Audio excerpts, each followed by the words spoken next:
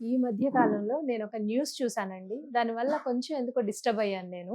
అంటే ఏంటి ఇది మనం పూర్వం నుంచి పాటిస్తున్న ఆచారాలే. అవేమి తప్పులా, ఒప్పులా అంటే పూర్వం పెద్దవాళ్ళు చెప్పింది చక్కగా మనం పాటించుకుంటూ వచ్చాం. దానివల్ల మనం ఉన్నతే చూసాం తప్పితే దిగజారలేదు. అది మాత్రం నేను ఖచ్చితంగా చెప్పగలను. సో, అటువంటి ఆచారాల్లో ఒకటి పీరియడ్స్ వచ్చిన స్త్రీలు, బహిష్టు స్త్రీలు గుడికి వెళ్ళకూడదు. అలాగే గర్భగుడిలో అసలు గుడి దగ్గరికే వెళ్ళకూడదు. ఇప్పుడు గుడికే వెళ్ళిపోవచ్చు, గర్భగుడిలోకి కూడా వెళ్ళిపోవచ్చు అనేది కొంతమంది ప్రచారం. దాన్ని చాలామంది కాదు అని ఖండించిన వాళ్ళు మీలాంటి వాళ్ళున్నారు. అసలు నిజంగా అలా వెళ్ళడం వల్ల వాళ్ళు ఎటువంటి సమస్యలను ఎదుర్కొంటారు అనేది అంటే సరే మాకిప్పుడేం లేదు అంటున్నారు. మేమిప్పుడంతా బావున్నాం అంటున్నారు గానీ, ఫర్దర్‌గా ఫ్యూచర్‌లో గూడా రావచ్చు కదా! అది ఎవరు చెప్పలేరు కదా! సో, ఎందుకని ఇవన్నీ మన పెద్దవాళ్ళు ఆచారాలు పెట్టారు? ఇవన్నీ పాటిస్తేనే మన జీవన మనుగడ కరెక్ట్‌గా వెళుతుంది అన్న ఉద్దేశంతోనే గుడికి వెళ్ళకూడదు అన్నారు. ఉట్టి రోజులు ఉట్టప్పుడంతా 25 రోజులు ఖాళీగానే ఉంటాం గదా! అప్పుడు వెళ్ళకుండా ఈ 5 రోజులు మాత్రమే ఎందుకు వెళ్ళాలి అనేది నా ప్రశ్న. దీని గురించి మీరేం చెప్తారు? అమ్మా, ఈవేళ జరుగుతున్న విషయాల్లో నువ్వు అడిగిన ప్రశ్న మామూలుది కాదు. చాలా దేశానికి ఉపయోగపడే ప్రశ్న, చాలా అద్భుతమైన ప్రశ్న వేశావు. దానికి కరెక్ట్. దానికి మేము సమాధానం చెప్పవలసిన అవసరం నాకుంది. చెప్పి తీరుతా. కాలం ఎందుకయ్యా ఇలా మారిపోతోందంటే, బహిష్టైన ఆడది ఇంట్లోకి రానివ్వరే. మరి గుడికి ఎలా పెడతావమ్మా? ఏ ఉద్దేశంతో పెడతావు నువ్వు గుడికి? అది మంచిదని ఎవరు చెప్పారు? ఎంత అరిష్టమో. ఇవాళనే బాగున్నా 2-3 సార్లు వెళ్ళేసరికి తర్వాత కొట్టిందంటే ఆ చావు దెబ్బ జీవితంలో ఆ వ్యక్తి, ఆ ఆడది ఎవరైతే ఇలాంటి పనులు చేసిందో తేరుకోవడం కష్టం. అన్ని విధాల బాధలు పడుతూ హీనమైన బతుకుతారని అక్కడ దేవాలయాలకి ఎవరు వెళ్ళాలి? పునిస్త్రీలు చక్కగా మంచి రోజుల్లో చక్కగా దేవాలయాలకు వెళ్ళి వాళ్ళకి నచ్చిన మొక్కులు తీర్చుకోవడం, సరదాగా అర్చన చేయించుకోవడం, సరదాగా చేయడం.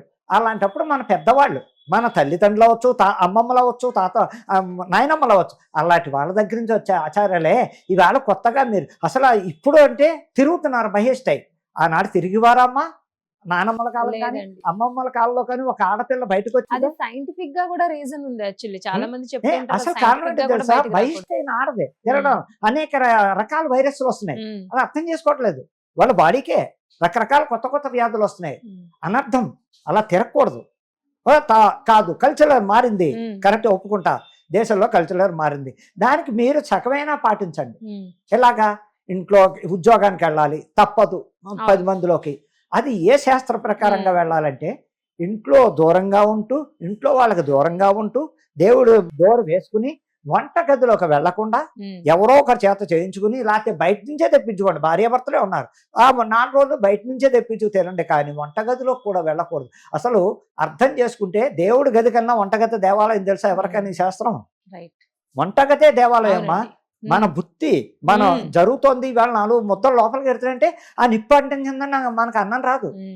ఆ పొయ్యికి దండం పెడతారు తెలుసా? తెల్లవారు ఆ పొయ్యికి ఈవేళ అంటే టెక్నాలజీ పెరిగింది కాబట్టి ఇలా వచ్చాయి.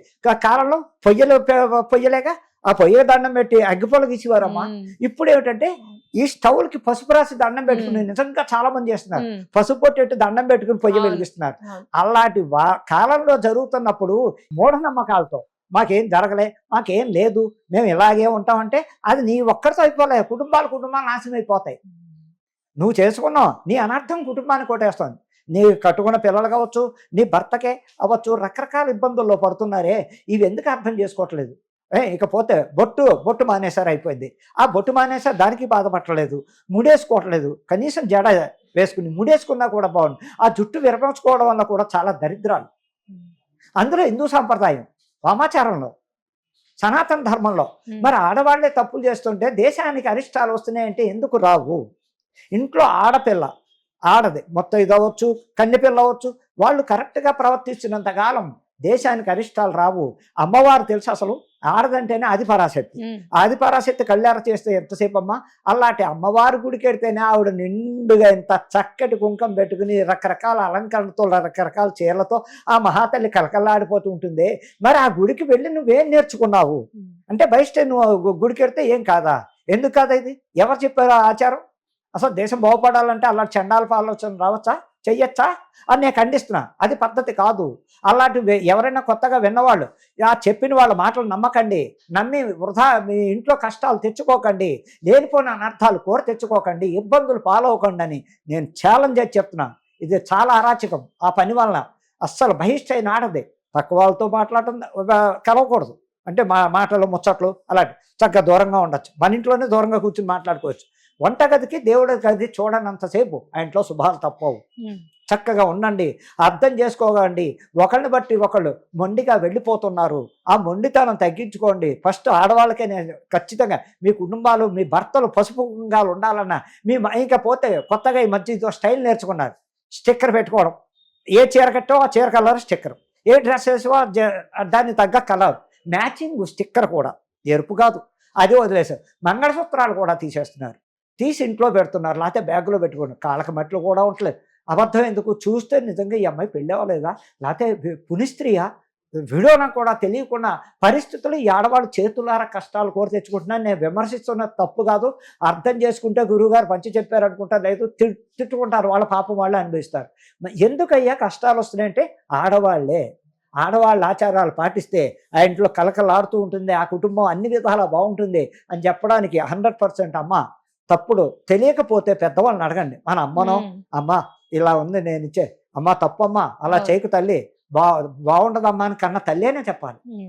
నువ్వు చక్కగా అలాంటి పనులు చేయక తప్పు, గుడి కాంపౌండ్ వల్ల కూడా మనం వెళ్ళడానికి అర్హత లేదు, తప్పమ్మ. 5వ రోజు వెళ్ళు స్నానం చేసి, దాని ప్రయోజనం ఏమంటారు నీకు అర్జెంట్ ఇప్పుడు గుడి కాంపౌండ్ అమ్మమ్మ మన ఇంట్లో ఆడవాళ్ళు అత్తగారు లేకపోతే వేరే ఎవరైనా సరే పెద్ద ఆవిడ సలహా తీసుకోవడం వల్ల ఇలాంటి అరాచకాలు అరికట్టుకోవడానికి ఆడవాళ్లే చెప్పాలి, కానీ మగవాడు చెప్పేది కాదు. ఇది సాంప్రదాయాలు మిమ్మల్ని మరీ బాగా సాంప్రదాయాలు పాటించమంటలే, ఉన్న దాంట్లో తక్కువ దాంట్లో ఆచారం పాటించండి, సాంప్రదాయం పాటించండి, చక్కగా అమ్మవారిని ఆరాధన చేసుకోండి. మీ ఇళ్లలో మీకే శుభ్రత అన్నది, ఆరోగ్యాలతో భార్య భర్త పిల్లలతో సుఖంగా ఉండాలంటే ఇది ఖచ్చితంగా చేసుకోండి, వెళ్ళకండి.